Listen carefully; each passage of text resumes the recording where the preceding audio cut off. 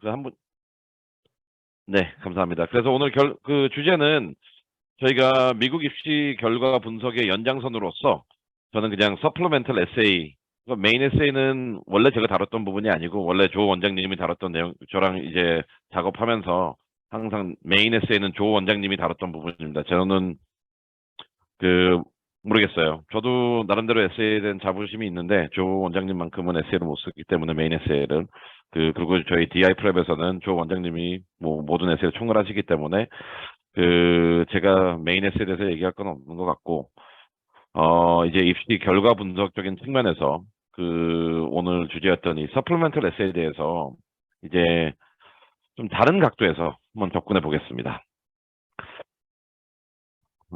보시면은 일단 아직 조금, 이 화면 보면은 조한 맥스라고 돼 있죠. 조금 저희 이 영화입니다. 이게 뭐 권투 영화인데, 저희 조 원장님이랑 제 이름이 같이 있는 유일한 영화라서 한번 찍어봤습니다. Anyway, 지금 이제 올해 입시를 준비하면서 좀 특이한 사항 중에 하나가 뭐냐면은, 많은 대학교들이 뭐 여러분들은 다 입시 결과 발표에 집중을 하고 있다면은 저는 솔직히 입시 결과 발표는 벌써 나온 거고 저는 좀 요새 이제 지금 이제 이쪽 분야에서 전문가라면은 앞으로 다가올 입시가 어떠한 변화가 있을지에 대해서 고민을 해봐야 될 시기거든요. 근데 특이하게 특히 서플리멘털 에세이 관련해서는 요새 대학교들이 발표가 조금 늦어지고 있어요.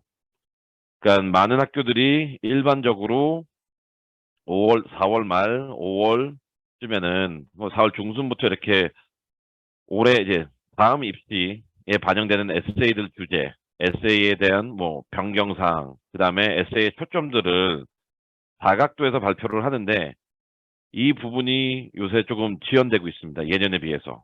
그러면은 이들이 게을러서 지원을 하는 걸까요? 아니에요. 그건 아니에요. 지금 현재 우리가 갖고 있는 문제는 뭐냐면은 저도 한 몇 개월 전에 얘기했듯이, 그 다음에 요새 문제가 되는 게 이제 GPT하고 AI driven device와 관련해가지고 아이들이 대피할 가능성이 워낙 높아졌잖아요.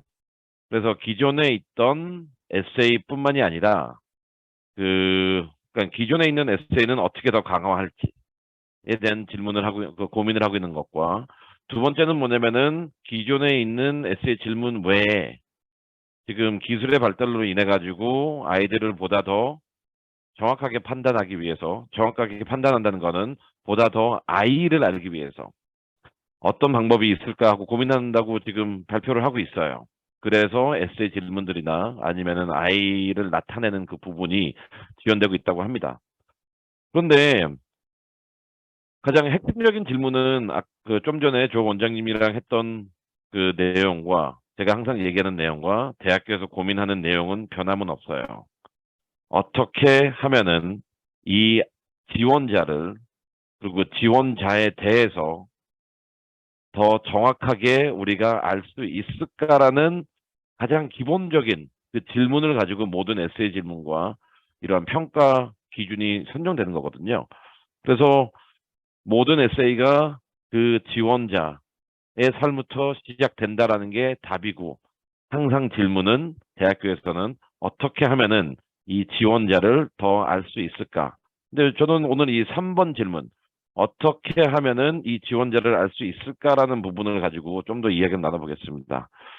그 다음에 아직 이거는 확정된 건 아니지만 지금 몇몇 대학교에서 에세이 말고도 그 인터뷰 강화나 아니면은 새로운 유형의 포트폴리오를 통해 가지고 뭐 아이의 비디오 리코딩이나 아니면 새로운 유형의 포트폴리오를 통해 가지고 아이를 더 정확하게 알아가고 싶다. 그리고 이러한 새로운 유형의 평가 방법을 통해 가지고 아이를 평가하겠다라는 이런 발표들이 슬슬 나오고 있습니다.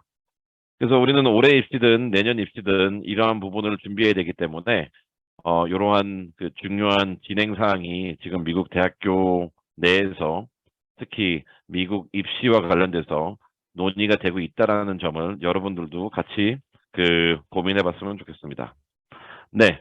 근데 일단 그러면은 우리는 에세이를 쓸 때 아니면 미국 대학교 지원을 했을 때 그 본질적인 내용, 이 아이는 누구인가? 이 아이는 누구인가라는 약간 그 질문은 답을 해야 되는데 저는 항상 저희 뭐 조 원장님이랑 많은 논의를 통해 가지고 저희는 그 누구인가는 일반적으로 다음과 같은 세 가지 내용을 충족해야 된다고 보고 있습니다. 홍길동이라는 아이가 있어요. 뭐 제임스라는 아이가 있어요. 17세예요. 이 아이는 이 아래에 있는 표처럼 학생으로서의 신분이 있어요. 학생으로서 해야 되는 부분이 있겠죠. 공부가 여기에 대표적으로 해당될 겁니다. 그래서 이 부분은 학생으로서 해야 되는 부분들, 뭐 학교 내에서 해야 되는 부분들, 이 부분은 이 부분을 대학교에서도 알고 싶어 해요. 그래서 하나의 이야기는 나는 학생으로서 어떠한 학생인가? 라는 질문을 한번 적어놔 보세요. 이걸 들으시는 분들은 우리 아이는 어떤 이야기를 펼칠까라는 그 근본적인 질문을 저희는 항상 세 가지로 나눕니다. 첫 번째는 그 홍길동이라는 아이가, 제임스라는 아이가, 아니면 티ffany라는 아이가 첫째, 어떠한 학생인가? 왜냐면은 17살의 아이한테 고등학교를 다니는 아이라면은 대학교도 어떠한 학생인가에 대해서도 되게 궁금해 할 거예요. 그리고 이 질문을 많이 합니다. 근데 요 부분은 한국 사람들한테는 그렇게 크게 문제되지는 않아요.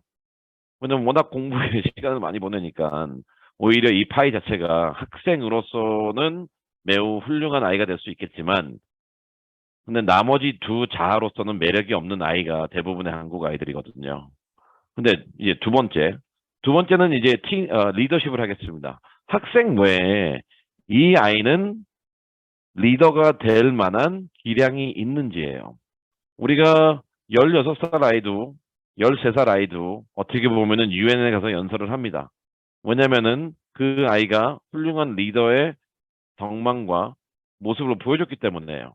뭐 대표적인 사례로서 3년 전에 그 시리아 난민 사태에 관련해 가지고 그 청소년 아이가 유엔에서 연설을 했죠. 이 아이는 티네이저가 아니고 학생도 아니고 그냥 리더십과 관련된 면모가 너무나 두드러지게 나타난 아이였어요. 그렇기 때문에 우리 대학교에서도 봤을 때 그래 학생으로서 너를 먼저 평가하고 그 다음에 너가 어떠한 리더일까라는 부분에 대해서 평가를 할 겁니다. 근데 이제 여기서 문제되는 건 뭐냐면은 그 시리안 난민 아이를 한번 생각해 봅시다. 그 아이는 어느 기관에도 속하지도 않았고 어떠한 타이틀도 없었어요. 그냥 그 아이가 했던 일 자체가 너무나 영웅스러웠고 그 아이가 했던 행동 자체가 너무나 임팩트가 있었기 때문에 리더로서 인정을 받은 겁니다. 하지만 대부분의 한국 사람들 아니면 코리안 아메리칸들은 이 리더의 덕망으로서의 이야기가 아니라 리더십 포지션으로서 내가 어디 클럽의 파운더다, 프레지던트다, 리더다, 뭐다 그러한 포지션적으로 접근하다 보니까 대학교에서는 매력을 못 느끼는 거예요. 매력을 못 느낀다는 것보다는 아직도 답변이 안 되는 거예요. 이 아이는 어떠한 리더일까? 이 아이는 어떠한 리더십 자질을 갖고 있을까? 이 질문에 대답이 안 되잖아요. 그래서 여기서도 이제 문제가 이제 발생하기 시작합니다. 근데 이제 가장 큰 문제. 여러분의 아이들은 학생과 더불어 아직도 티네이저예요. 청소년이에요, 청소년. 그리고 이 아이의 삶은 학교에서 보내는 시간도 있지만 16, 17살 아이가 해야 되는 그 순수함과 미완성적인 부분과 엉뚱함과 뭐 패션과 이런 게 나와야 되거든요. 예를 들어서 이게 어떻게 보면 한국의 이제 고정관념 때문에 그런데 우리는 공부 아침부터 6시부터 12시까지 공부만 하는 아이들을 훌륭한 아이라고 평가해요. 근데 미국 입시는 좀 아닌 것 같아요. 그 아이는 매력이 하나도 없잖아요. 학생으로서 본인의 의무를 충실히 할 수는 있겠지만 리더로서의 매력도 없고 그다음에 청소년으로서의 매력도 없어요. 그래서 우리가 우리의 이야기를 아이의 이야기를 전달할 때는 그 기본적인 전제 조건은 내가 학생으로서 어떤 이야기를 전달할까? 두 번째, 나는 리더로서의 어떤 매력, 그 자질을 갖고 있는가? 그래서 세 번째, 나는 학생도 아니고 리더도 아니고 단순히 16, 17, 18살인 청소년으로서 나는 어떤 아이인가? 라는 고민을 해야지 이러한 내용들이 충족이 안 된다면은 그 성공적인 에세이를 작성할 수는 없고요. 그 다음에 아까 말씀드린 것처럼 에세이 외에 이 아이가 뭐 인터뷰의 강화 아니면은 개인적인 포트폴리오를 제출하는 방안에 대해서 지금 논의되고 있는 부분은 학생으로서의 평가라기보다는 리더십과 청소년의 매력을 보기 위한 수단이기 때문에 여러분들도 아이의 에세이 주제를 고려할 때 아니면은 아이의 액티비티를 고려할 때 적어도 요 세 가지 자아가 성실하게 충족이 되는지 고민하면서 진행해 주시면 감사하겠습니다. 그러면은 하나하나씩 들어가 보겠습니다. 우리가 대학교는 이 서플리멘털 에세이를 통해서 어떻게 이 세 가지 그 내용을 아이에 대한 특징을 평가하고 물어보는지 한번 보겠습니다. 가장 대표적인 거는 그 학생이니까 학생이라는 건 어디 있어야 돼요? 학교에 있어야 되죠. 학교. 그렇기 때문에 우리가 공부든 뭐든 간에 시작 자체는 학교에서 시작돼야 돼요. 제가 여러 번 강조했던 모든 활동은 학교에서 시작돼야 된다라고 말씀드린 이유는 뭐냐면은 이 내용이에요. 대학교에서 보는 이 지원자의 한 가지 퍼소나는 학생이에요. A student. Where does a student belong? 어디 있어야 돼요, 얘는? 학교에 있어야 되죠. 학교에 7시 반부터 4시까지 있는 동안 이 아이의 성장과 고민과 활동과 발전과 교류와 모든 것이 학교라는 공동체에서 이루어지거든요. 그래서 학교에서 학교 활동을 소홀히 하는 아이는 절대 좋은 학교 못 가요. 그렇기 때문에 모든 이야기, 어떠한 얘기든 간에, 전공 이야기든 간에, 커뮤니티 이야기든 간에, 뭐든 간에, 시작점은 학교라는 것을 말씀드리겠습니다. 그 다음에 학교 안에서도 학교가 된다면은 우리가 학생으로서 학생이란 거는 학기 중에만 일어나는 게 아니잖아요. 그리고 학생이라는 것은 4시에 종이 땅 치면은 학생의 신분이 없어지는 건 아닙니다. 그래서 대학교는 일단 모든 게 학교에서 일어나지만 교실 안에서 교실 밖에서의 내용, 이거의 밸런스, 그다음에 학기 중 방학 중에 밸런스, 그리고 학교 안에서 개인 그룹의 밸런스, 그다음에 academic, non-academic의 밸런스 이런 것을 많이 봐요. 그래서 우리가 첫 번째 자아라는 이 학생이라는 부분을 단순히 교복을 입고 학교를 간다 아니면 학교에서 A를 받는다 이게 아니라 대학교에서 보는 거는 그래 우리는 이 아이가 학생으로서 학교에서 어떤 아이인지 한번 볼래라는 기본 전제 조건을 가지고 대학교들마다 판단 기준을 줘요. 그래 우리가 이 아이의 학생으로서의 면모를 평가함에 있어서는 다음과 같은 내용을 보기로 했어요. 이건 다 대학교에서 말하고 있습니다. 일단 학교라는 공동체가 수업도 있지만 수업 외적인 활동도 학교라는 공동체에 포함이 돼 있어요. 학기뿐만 아니라 방학도, 그 다음에 개인으로서 학생과 그 다음에 집단 안에서의 그룹으로의 학생, 이러한 모든 면모가 내가 어떤 학생인가를 나타내는 부분이기 때문에 이러한 먼저 액티비티적인 부분이 충족이 돼야 되고 그 다음에 이러한 내용을 바탕으로 여러분들이 에세이를 진행해 나가는 겁니다.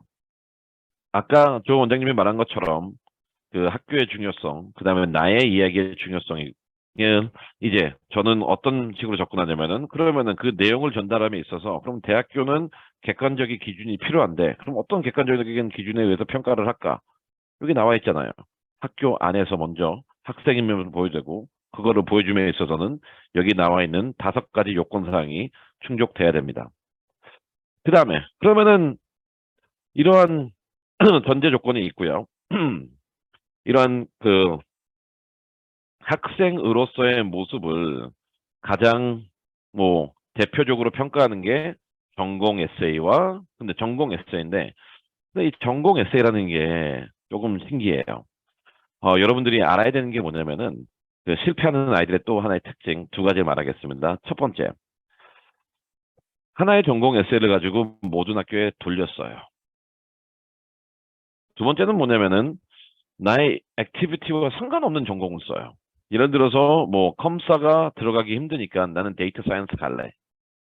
근데 모든 에세이라는 거는 나의 이야기고 나의 이야기의 근거는 나의 활동이고 그리고 그렇다면 나의 활동이 없다면은 나의 이야기가 아니고 나의 이야기가 아니라면은 대학교에서 원하는 에세이가 되지 않을 거고 그러면은 방금 이 사례 컴사 쪽으로 하다가 이 아이가 충분한 결과를 못 냈어요.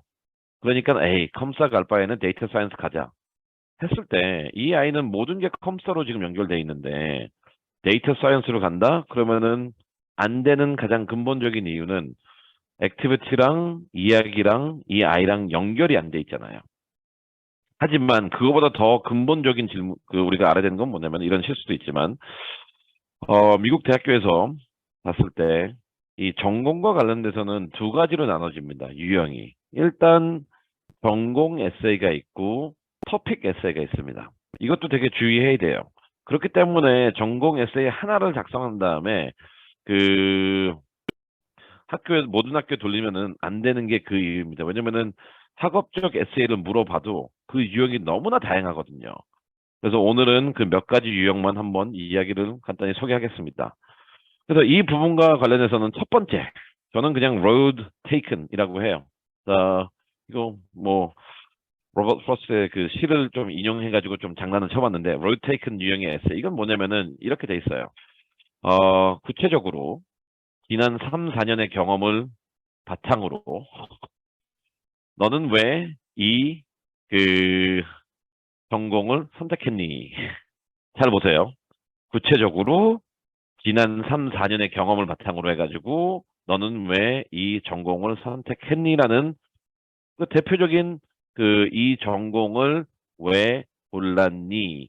라는 그 내용이에요. 그리고 너는 어떠한 경험을 했니에 대해서는 extracurricular activity, 수업, 그 다음에 기타 등등이라고 돼 있어요. 잘 봅시다. 나의 이야기. 그러면은 여기서 우리가 얻어야 되는 거 뭐냐면 나의 이야기는 고등학교로 제한돼 있어요. 많은 아이들이 뭐 어려서 영재고등학교 준비하면서 뭐 얼마나 불쌍해요. 지금 뭐 준비하면서 안 돼가지고 뭐 했다? 어렸을 땐 뭐 했다? 그런 얘기하는 사람들 보면 지금 아무것도 못하기 때문에 그 얘기를 하는 거잖아요. 그런데 그것보다도 대학교에서는 고등학교 얘기만 하라고 돼 있어요. 그 다음에 모든 이 전공을 선택한 이유죠. 이유를 서술하는 건데 단순히 이유만 서술하는 게 아니라 어떠한 경험을 바탕으로 해서 이 전공을 찾아왔냐라는 이 위에 나와 있는 제목, 어떤 길을 걸어왔냐라는 에세이 유형이 있습니다. 두 번째 유형은 뭐냐면은 어떤 길을 넌 앞으로 갈 거냐예요. 봅시다. 이건 US인데 그러면은 너는 우리 그 대학교에서 너가 관심 있는 academic interest와 그를 어떻게 전개시킬 거냐. 그리고 이 주제를 전개함에 있어서 너가 선택한 전공들은 어떠한 도움을 줄 거냐. 그래서 아까 첫 번째 에세이랑은 조금 톤이 다르죠. 첫 번째 톤 같은 경우에는 이 전공을 찾는 데까지 너는 어떤 길을 걸어왔냐고. 이 두 번째 에세이는 뭐냐면은 그것도 소개되지만 더 궁금한 거는 너는 그러면 앞으로 어떻게 이 주제를 전공을 전개시킬 거냐. 미래로 돼 있잖아요. 근데 이 미래로 돼 있는 글들도 원인 결과이기 때문에 나의 과거 경험을 바탕으로 해서 미래를 써야 됩니다. 그래서 두 번째 유형의 메이저는 road you will take는 미래로 가는 거는 원인 결과예요. 나의 과거의 경험으로 인해 가지고 앞으로 이렇게 하겠다. 예를 들어서 이 아이가 과거에 데이터 사이언스나 아니면은 철학과 관련된 심리학과 관련된 그 어떤 것도 한 적이 없거나 아니면 되게 작게 했어요. 그런데 이 에세이를 가지고 나는 너네 학교가 제공하는 이러이러한 프로그램 통해 가지고 데이터 사이언스를 공부하겠다. 철학을 공부하겠다. 심리학을 공부하겠다. 앞뒤가 안 맞잖아요. 원인 결과가 없잖아요. 그래서 이 앞으로 우리가 무엇을 공부하게 하고 싶냐. 그리고 우리 학교의 어떤 기회들을 이용할 것이냐. 이 유형의 질문들과 관련해서는 엄격하게 원인 결과의 구조가 나와야 되고 이 원인이라는 거는 나의 과거의 이야기. 결과라는 거는 내가 가고 싶은 대학교가 갖고 있는 그 자원과 기회를 통해 가지고 이 주제를 어떻게 펼쳐나갈지, 그리고 이로 인해 가지고 무엇을 이룰지, 이러한 내용이기 때문에 아까 제가 경고했던 하나의 에세이를 가지고 모든 대학교의 그 에세이를 쓰는 거는 이런 점에서 그 동문서답의 안 좋은 에세이, 그리고 실패의 지름길이라고 할 수 있습니다. 그다음에 why the road that out가 아니라 our institution이겠죠. 우리 학교에서 왜 이걸 해야 되니? 근데 조조 책이죠. 간단해요. 너는 왜 이 공부를 우리 학교에서 하고 싶니? 근데 그 많은 학교들이 이렇게 그 대표적으로 조지아텍하고 유니버시티 미시건이 이렇게 간단하게 돼 있는데, 근데 아까도 우리가 조 원장님이 얘기한 것처럼 어차피 조지아텍에서 평가하는 사람들은 조지아텍에 대해서 많이 알고 있어요. 미시건도 그 학교에 대해서 알고 있습니다. 에세이의 목적이 뭐였어요? 에세이의 목적은 나의 이야기를 펼치는 거거든요. 그렇기 때문에 아이들이 이런 에세이를 보면은 그냥 조지아텍은 어떤 기회가, 어떤 수업이 있고, 어떤 연구 기회가 있고, 어떤 리서치 랩이 있고, 어떤 서머 프로그램이 있고, 어떤 인턴십이 있고, 그래서 나는 이걸 통해 가지고 뭘 하고 싶다. 무슨 백과사전 쓰세요? 그런 게 아닙니다. 질문 보세요. Why잖아요. Why. 다 Why예요. What opportunities are there가 아니라 what 질문 아니잖아. Why. Why라는 건 나의 이야기잖아요. 왜? 이유를 내야 되니까 이 부분을 조심하시고, 그 다음에 이게 가장 크게 문제가 되는 학교가 브라운입니다. 브라운은 Y 오픈 커리큘럼인데 대부분의 아이들이 그냥 오픈 커리큘럼을 통해 가지고 A 전공, B 전공, C 전공, D 전공 다 할 수 있어서 너무 좋다. 근데 그게 어차피 보면 오픈 커리큘럼의 정의잖아요. 나의 이야기는 없고. 그래서 이와 같이 에세이들을 보면은 그 유형이 많습니다. 그래서 우리는 어떻게 하는지. 일단 중요한 건 뭐냐면은 어떤 에세이를 쓸 때 간에 이 객관성이라는 게 보장돼야 되거든요. 왜냐면은 제가 말했듯이 objectivity를 전 강조하는 게 뭐 개인 얘기를 쓰는데 그 객관성은 뭐지라고 물어볼 수 있지만, 이 객관성이라는 건 뭐냐면은 수많은 admission 커미티 멤버들이 수만 개의 에세이를 볼 거예요. 기억에 남아야 되잖아요. 그리고 좋은 것과 안 좋은 것을 평가해야 되잖아요. 근데 대학교도 최대한 평가하는 것을 객관화시키려고 그래요. 객관화시킨다는 거는 평가 기준들이 있겠죠. 에세이를 읽었을 때 이게 감정적으로 오는 것도 매우 중요해요. 하지만 그 평가자의 주관적인 요소를 최대한 배제해야 되거든요. 예를 들어서 어떠한 특정 그 민족의 사람이 한국 사람과 안 좋은 관계를 갖고 있어요. 그래서 한국의 에세이예요. 그냥 싫어요. 그냥. 이런 걸 예방해야 되지 않나요, 우리는? 대학교는 이런 걸 예방하기 위해서 에세이를 평가하는 기준의 객관성을 확보하고 있거든요. 그래서 모든 에세이를 진행함에 있어서는 그 에세이 자체의 분석이 필요합니다. 그리고 저희 같은 경우에는 이 에세이를 어떻게 하냐면은, 예를 들어서 USC 에세이 봅시다. USC 에세이 질문이 뭐였죠? 왜 우리 학교에서 공부하고 싶고 앞으로 어떤 방향으로 나가겠냐. 그러려면 여기서 나와 있고 이게 질문입니다. 그래서 기본적으로 이 분석을 통해 가지고 나와야 되는 거는 이와 같은 구조예요.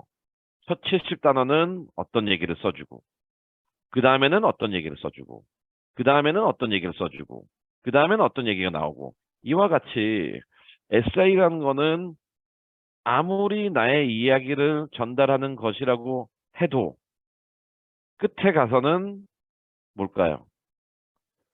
평가를 받아야 되는 글이에요.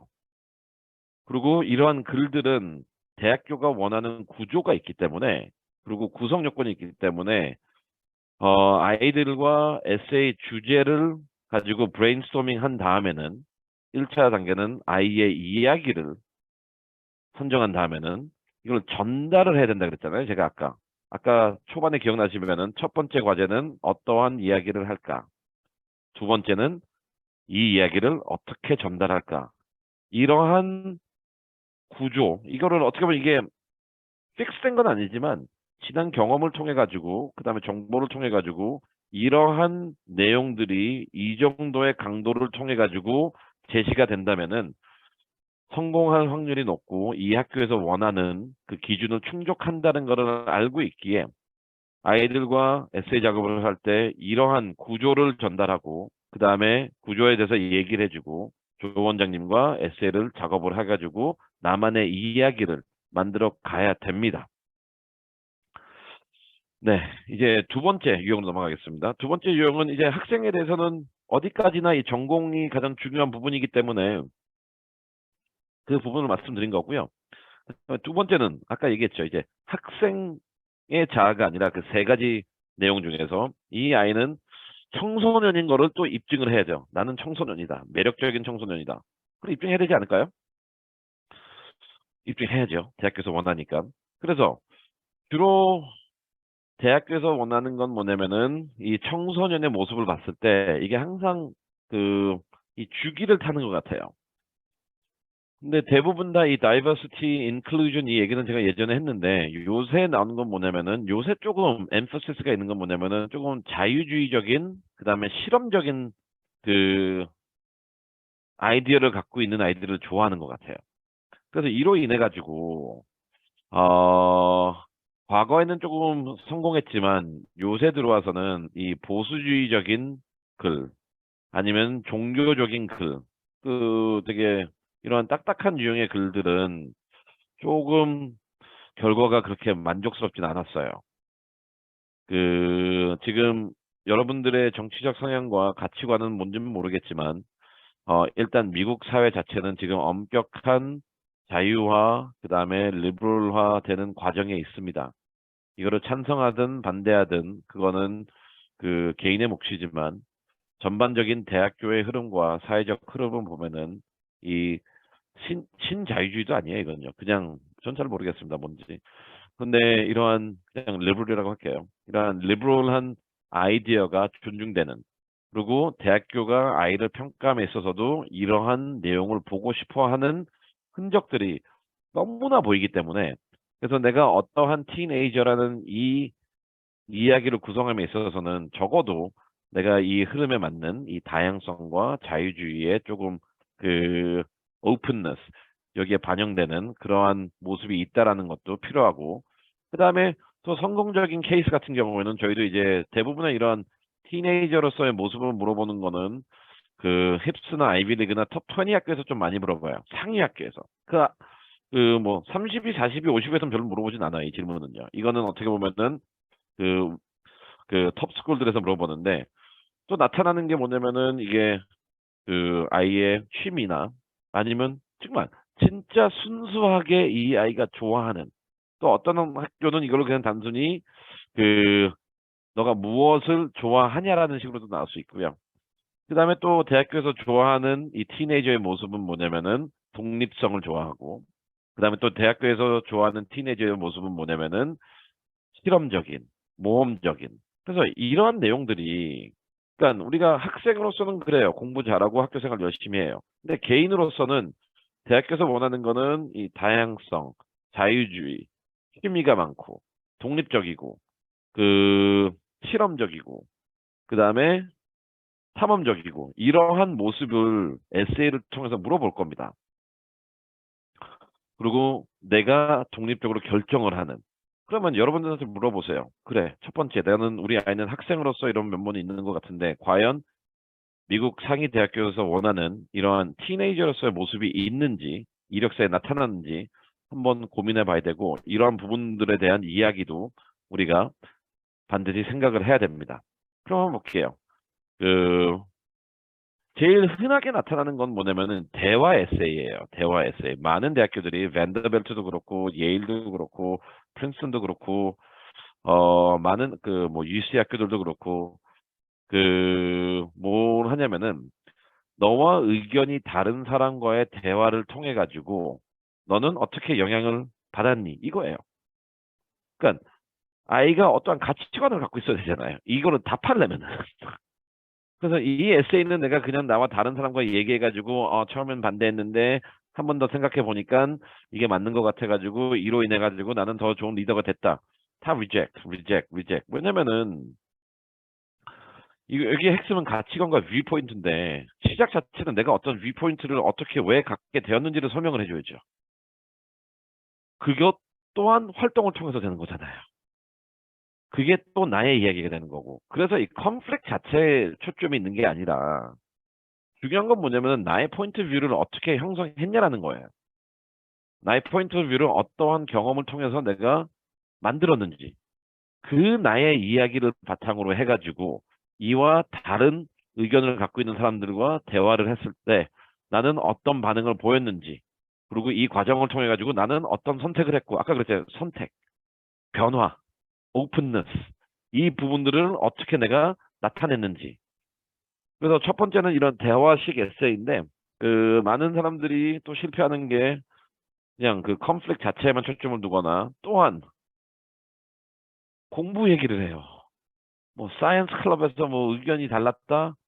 그건 학생 no 그런 얘기 하지 마세요. 그 이런 컨버세이션 에세이 같은 경우에는 적어도 이 전공과 관련된 이야기 혹은 전공과 관련된 클럽에서 하는 거 아닙니다. 또 많이 하는 거. 음악 가지고 이거 하지 마세요. 음악. 뭐 나는 솔로인데 그 우리 뭐 어 섹션 마스터나 아니면은 우리가 콘서트 했을 때 다른 사람들이랑 그 대인들이 못했다 뭐 했다 그런데 같이 하니까 이 공동으로 하는 하모니가 너무나 좋아가지고 와 이제 나 혼자 하는 것보단 여럿이 하는 게 좋다. Forget it. 그거는 너무나 no it doesn't really say anything. 또 두 번째 운동. 나는 우리 팀에서 내가 그 공격수를 하고 싶었는데 우리 코치가 날 벤치에 놔두고 뭐 수비수를 만들고 뭐뭐 했다. 그런데 나는 연습을 통해 가지고 그다음에 팀워크를 통해 가지고 뭐뭐 해 가지고 우리가 우승했다. No. 이런 유의 에세이는 좀 쓰지 마세요. 그건 안 좋습니다. 컨버세이션 에세이는 그래서 대화류의 에세이가 있고 두 번째는 또 뭐냐면은 이제 영향이거든요. 근데 이 아까 보세요. 아까는 어떤 특정 개인과의 대화였어요. 근데 또 더 많이 등장하는 건 뭐냐면은 공동체로 인한 영향을 받는 거거든요. 근데 여기 그걸 보면은 그 너가 속한 공동체를 뭐 이렇게 그 개선하기 위해서 어떤 노력을 했냐라는 것도 있지만 이를 통해 가지고 너가 어떻게 영향을 받고 그리고 왜 너한테 이게 의미가 있냐라고 물어보는 질문이 되게 많거든요. 핵심은 왜 너한테 의미 있냐? 그리고 너는 또 이를 통해서 어떻게 성장했냐? 근데 해보세요. 왜 의미가 있냐? 왜 어떻게 성장했냐? 이거를 답하기 위해서는 과거의 나의 모습이 또 먼저 전제가 돼야 되잖아요. 과거의 나의 모습. 그게 또 나의 이야기거든요. 그래서 모든 게 또 나의 이야기에서 시작하는 거예요. 그리고 이 공동체를 통해 가지고 내가 얼마나 변화하는 건데 예를 들어서 봅시다. 한인 아이가 교회에서 교회를 뺍시다 그냥. 한인 아이가 코리안 아메리칸 공동체에 들어가 가지고 한국말 못하는 아이들을 통해 가지고 영향을 받았다. 이렇게 영향을 받을 수는 있겠죠. 그런데 그게 큰 변화일까요? 같은 한국 사람인데. 그래서 이 두 번째 influence sense에는 you have to depart from your comfort zone.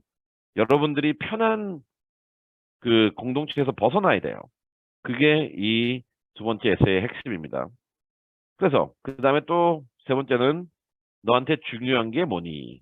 이것도 물어보거든요. Tell us something that is meaningful to you and why. 아까 조 원장님도 이 에세이를 설명했는데 또 보세요. 너한테 중요한 거. 그리고 질문은 why. 그러면 티네이저로서 너한테 중요한 게 뭐니? 근데 또 여기다 갖다 대가지고 나한테 중요한 건 리서치다. 또 이 아이는 티네이저가 아니라 학생으로 가버린 거잖아요. 공부로 가버렸잖아요. 근데 여기서 원하는 거는 이 아이가 그 티네이저로서 그 중요해서는 밸류를 보는 거기 때문에 그래서 봅시다. 이와 관련해 가지고 또 핵심은 뭐냐면은 한번 예시를 한번 볼게요. 아까 나온 거죠. What is meaningful to you? 스탠포드죠. 이 위에 스튜던트 죄송합니다. 이거는 티네이저로 받게 되는데 티네이저로서 What is meaningful to you? 그러면은 아이는 그냥 뭐 이게 정말 힘들게 어떻게 시작할지 모르겠죠. 근데 아까 제가 말씀드린 것처럼 어떤 이야기를 할까도 중요한 고민사항이지만 이걸 어떻게 전달할까도 되게 중요한 내용이거든요.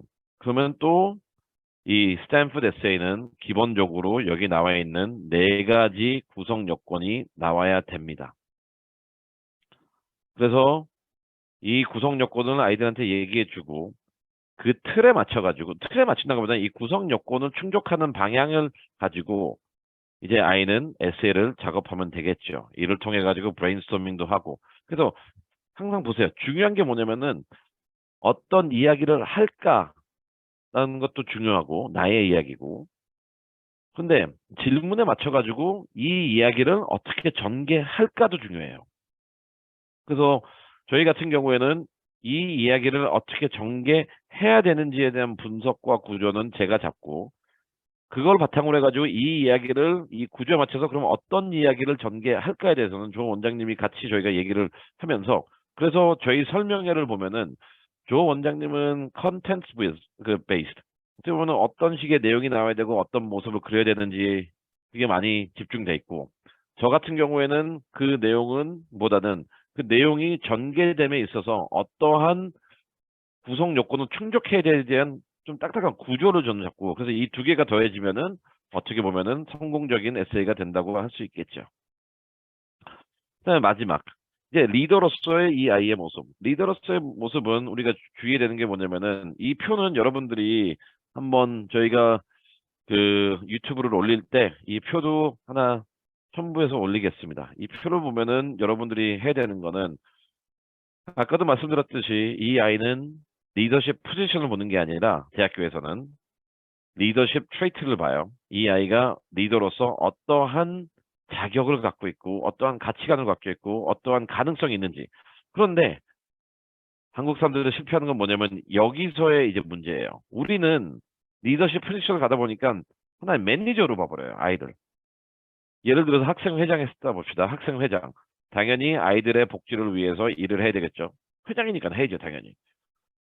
선생님들과 소통을 해야 되겠죠. 당연하죠.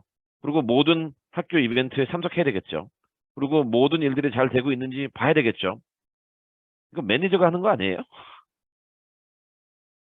그래서 이 구분, 우리가 이 리더십 부분을 그 언급할 때 여기 나와 있듯이 과연 우리 아이는 매니저인지 아니면은 우리 아이는 리더인지 한번 고민해 보세요. 대부분의 경우 매니저 겁니다. 그리고 우리가 그러면은 매니저에서 벗어나가지고 리더로 가고, 그러면 리더로 가려면 대학교는 뭘 보는지, 어떤 가치인지. 그래서 중요한 건 뭐냐면은 여기 한번 봅시다. 리더라는 사람은 그 새로운 뭔가를 계속 디벨롭 해야 돼요. 빨간색. 근데 여러분들은 한번 보세요. 리더십 포지션에 있는 거는 그냥 유지하려고 그래요.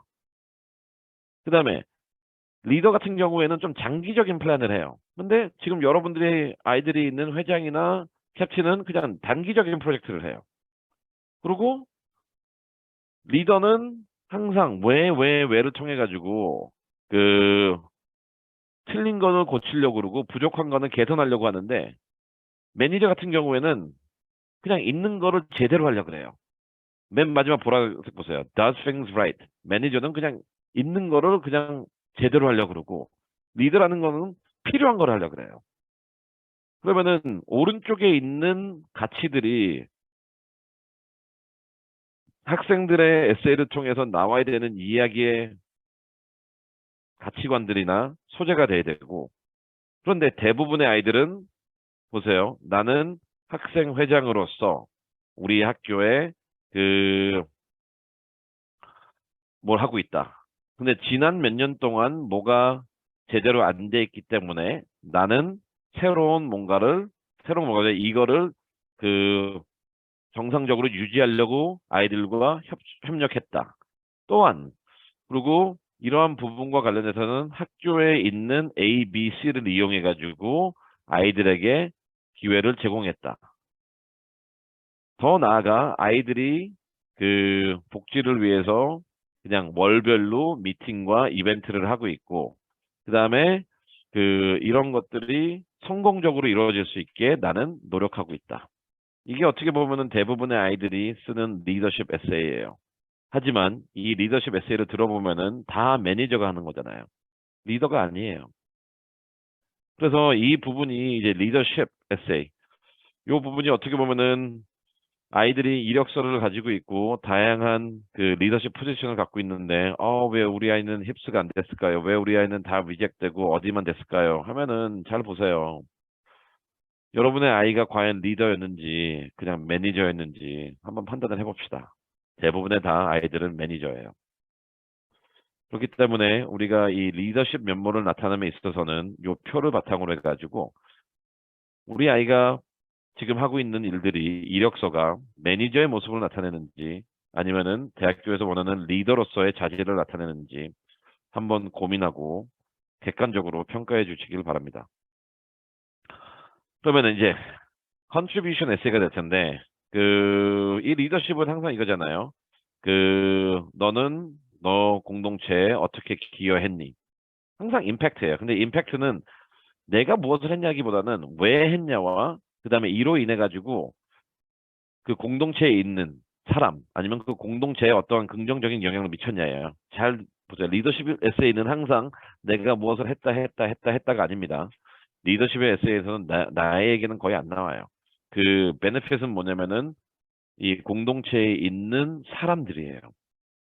아까도 봤죠. 그 리더와 매니저의 가장 큰 차이는 리더는 사람에 집중합니다. 나 말고 이 공동체에 있는 사람. 그리고 미국 대학교도 이 임팩트라는 거는 내가 모르겠어요. 1년짜리 프로그램을 만들었다. 그게 아니에요. 일주일짜리 프로그램을 만들어주세요. 그 안에 사람들이 어떻게 변했는지, 그를 통해 가지고 사람들한테 어떻게 영향을 미쳤는지. 이 임팩트 팩터라는 거는 내가 했던 행위의 규모가 아니라 내가 했던 행위와 행동의 결과로서 제3자에게 미친 영향이에요. 그쪽에 있어야 되는 건데 많은 사람들이 내 자랑만 하다 보니까 실패하죠. 두 번째, 또 컨트리뷰션 에세이 같은 경우에는 또 조이도 있는데 이거는 또 모르겠어요. 이 리더십 관련해서 프리 조이 근데 이거는 제가 이걸 넣었던 건 뭐냐면은 이게 조이 에세이도 이 안에서 끝에 meaning in daily interaction and major discoveries 요 부분인데 요 부분은 스킵하도록 하겠습니다. 그래서 지금 우리가 리더십 같은 경우에는 이런 식으로 또 프린스턴 보면은 근데 여기서 이제 또 문제되는 게 그 리더십 했을 때 공동체에 기여를 해야 된다 그랬잖아요. 근데 몇몇 학교는 그 기여를 조금 제한시켜놔요. 예를 들어서 프린스턴이 대표적인 사례죠. 서비스하고 civic engagement 결국 civic engagement advocacy로 이러한 리더십을 제한시켜 놓거든요. 예일 같은 경우에는 그냥 community contribution 그다음에 그 viewpoint의 conflict에 초점이 돼 있어요. 근데 프린스턴 같은 경우에는 유일하게 civic engagement를 집어넣어놨어요. 다트머프도 마찬가지고, 버스턴 컬리지도 마찬가지고. 그래서 우리가 또 그 리더십을 발휘할 때 어떠한 유형의 리더십인지는 그 매니저와 리더와의 차이를 통해서 알 수 있고, 또한 그 이제 리더로서의 내가 추구하는 가치, 아이디얼이 어떤 사람들은 복지가 될 수 있고, 어떤 사람들은 다양성이 될 수 있고, 어떤 사람들은 행복이 될 수도 있지만 몇몇 학교는 오픈 엔드 리더십이 아니라 프린스턴 같이 시빅 인게이지먼트를 제한시켜 놓습니다. 그래서 요 부분도 여러분들이 앞으로 내가 어느 대학교를 가고 싶은지를 고민하면서 염두해가지고 그 이력서를 개발시켜야 되지 않을까 하는 생각이 듭니다. 그러면은 또 우리가 하는 건 뭐냐면은 항상 그 아까 말씀드린 것처럼 그 아이의 직위가 아니라 그 표에 나와 있듯이 매니저가 아니라 리더로서의 그 자질을 갖고 있는지 없는지를 그 내용을 통해 가지고 발전시키고 그 다음에 활동을 통해 가지고 이를 입증하는 그런 과정이 그 엑스트라 커리큘러 개발 단계뿐만 아니라 그 에세이 쓰는 작업 그 단계까지 동시에 이루어져야 된다는 그 내용을 말씀드리겠습니다. 그럼 예시로서 아까 우리 봅시다. 프린스턴 에세이 같은 경우에는 시빅 인게이지먼트가 나왔기 때문에 그 내용에 따라 가지고 또 얘기를 들어가 줘야 돼요. 그리고 이 civic engagement라는 거는 그 단순히 내가 그 civic engagement라 가지고 무슨 마틴 루터 킹 이런 게 아니라 그 woman suffrage 이런 게 아니라 civic engagement하고 서비스의 차이는 뭐냐면은 civic engagement은 조금 더 적극적으로 어떤 가치를 아니면은 소수자의 가치나 복지나 불의를 사회에 알리고 그거를 개선하기 위해 노력하는 모습이 나와야 돼요. 그러니까 행위가 좀 더 많이 나오는 유형의 리더십이에요. 그래서 이런 구조, 그런 면모를 해가지고 다른 커뮤니티 에세이와는 좀 구조가 달라집니다. 이제 프린스턴 같은 경우는. 그래서 요거에 맞춰서 하면은 조금 그 성공적이었던 것 같습니다. 이와 같이 우리가 세 가지 유형의 자아가 그 에세이를 통해서 어떻게 나타나는지, 학생으로서의 자아, 리더로서의 자아, 그 다음에 청소년으로서의 자아. 그런데 지금 물론 이러한 내용들이 대학교들은 다 너의 이야기, 활동에 근거해가지고 이야기를 전개하라는 엄격한 룰을 이제 더 적용하고 있어요. 그래서 과거에 비해서 이력서가 허술하거나 아니면 이력서에 나와 있는 내용보다 부풀려져 있는 에세이를 쓰는 애들은 다 떨어지더라고요. 뭐 대표적으로 내가 무슨 뭐 장애인을 위해서 일주일에 1시간씩 봉사를 하는데 마치 시빅 인게이지먼트 에세이에서 내가 장애인의 뭐 수호자처럼 이렇게 쓰는 애들은 말이 안 되잖아. 1시간 커밋해가지고 내가 1시간 하면 관심이 없다라는 거예요. 그래서 그 얘기를 쓰는 것 자체가 문제예요. 그런데 이제 또 우리가 준비해야 되는 새로운 건 뭐냐면은 이제 포트폴리오거든요. 아까 말했듯이 대학교들이 이러한 기술의 발전과 이 아이의 모습, 지원자의 아이의 모습을 더 알기 위해서 새로운 유형의 포트폴리오를 했는데 이제 마찬가지예요. 이 포트폴리오를 통해 가지고 우리도 이 세 가지 자아만 나타내면 되거든요. 그래서 우리가 리서치 포트폴리오, 콜롬비아는 벌써 있죠. 여러분들이 그거는 학생으로서의 자질을 보여주는 거고. 그 다음에 크리에이티브 포트폴리오라는 것도 이제 뭐 대부분의 아트나 아니면 기타 내용들을 사람들이 올릴 수 있는 거고. 그 다음에 이제 3번이 어떻게 보면 비즈니스 스쿨 지원하는 애들은 벌써 이게 그 있거든요. 근데 이건 프로블럼 솔빙 포트폴리오거든요. 그래서 이러한 리더십, 그 스튜던트 티네이저, 그다음에 스튜던트 이런 세 가지 유형의 포트폴리오가 이제 많은 학교들에게 보다 더 그 활발히 그 적용되지 않을까 하는 조심한 그 추측을 해봅니다. 이 내용들이 벌써 있는 거거든요. 리서치 포트폴리오 같은 경우는 뭐 시카고도 낼 수 있고 콜롬비아도 낼 수 있고 하버드도 낼 수 있고 크리에이티브 포트폴리오는 뭐 많은 학교들이 코넬, 뭐 USC, 뭐 콜롬비아 뭐 다 낼 수 있고 조지타운, 브라운. 프로블럼 서빙 포트폴리오는 일단 지금으로서는 비즈니스 스쿨만 제한돼 있었는데 이거를 학부 쪽으로 다른 단과대학교로 확장하는 건 아무 문제가 없고 제가 이렇게 세 가지 유형의 포트폴리오를 말씀드리는 건 뭐냐면은 에세이와 더불어 대학교들이 추가적으로 지원자들의 이야기를 보다 더 지원자의 진실된 이야기라는 것을 평가하기 위해서 근거 자료를 찾으려고 그러는 거거든요. 그래서 이런 부분도 그 슬슬 준비하는 게 필요하지 않을까 하는 생각이 듭니다. 어, 이거는 나왔고, 그다음에 또 특징은 뭐냐면은 그런 얘기도 있더라고요, 요새. 또 이런 포트폴리오와 더불어 이런 세 가지 그 연구와 관련된 거, 나의 그 티네이저의 모습, 아니면 나의 리더십과 관련해 가지고 셀프 인트로덕션 비디오를 제출하라. 이거는 지금 이 부분도 많은 대학교들이 하고 있습니다. 1분짜리, 3분짜리 너의 소개 비디오를 같이 올려주세요. 라고 되어 있기 때문에, 그리고 비디오를 함에 있어서 전제 조건이 좀 몇 개 있어요. 뭐 친구들 몇 명 등장해야 되고, 그, 걔네들이 뭐를 이렇게 그 증빙해줘야 되고, 선생님 등장해야 되고, 뭔가 이렇게 다 등장을 해야 돼요.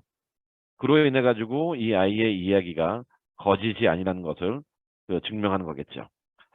그래가지고 이와 같이 우리가 이제 내 자신을 보여주는 거. 일단 레즈메는 기본이고요. 왜냐면 여기서 액티비티가 나오는 거니까. 근데 이제 에세이들이 변화하고 있다라는 거. 포트폴리오도 진화하고 있다라는 거. 근데 이 세 가지 모두 다 누구의 이야기를 한다? 아이의 이야기를 하는 근거 자료가 되는 거고요. 그다음에 우리가 이 세 가지 유형을 통해 가지고 첫째, 그 학생으로서의 학생, 리더, 티네이저로서의 아이의 모습을 성공적으로 전달을 해야 되고요. 둘째는 뭐냐면은 이를 전달함에 있어서 그 주제를 나의 어떤 모습을 보여줄도 중요하지만 대학교가 원하는 인재상이라는 거는 어떻게 보면 이러한 내용을 평가하는 기준들이잖아요. 그래서 그 기준들에 맞춰서 여기 나와 있는 이력서 포트폴리오 에세이를 만들었는지 만들지 못했다면 만들어 나가야 되겠죠. 그래서 이러한 부분들이 어떻게 보면은 앞으로 여러분들의 성공적인 그 입시와 관련해 가지고 특히 서플리멘털 에세이 그리고 소주제인 나는 누구인가? 나를 어떻게 전달할까? 이 부분을 답하는데 필요한 요소들이고 이 부분들이 어떻게 보면은 여러분들에게 큰 도움이 됐길 바랍니다. 네, 오늘은 저는 여기까지 하고요. 오늘 되게 짧게 하려고 그랬는데 또 50분이 넘었네요. 네. 제가 했던 설명의 내용이나 아니면은 조 원장님이 에세이에 관련된 내용에 관련해 가지고 질문 사항이나 아니면은 상담을 원하신다면은 저희 학원으로 연락을 주시면은 저희가 가능한 최대한 빠른 시간 내에 상담을 잡아드리도록 하겠습니다. 네, 감사합니다. 수고했습니다.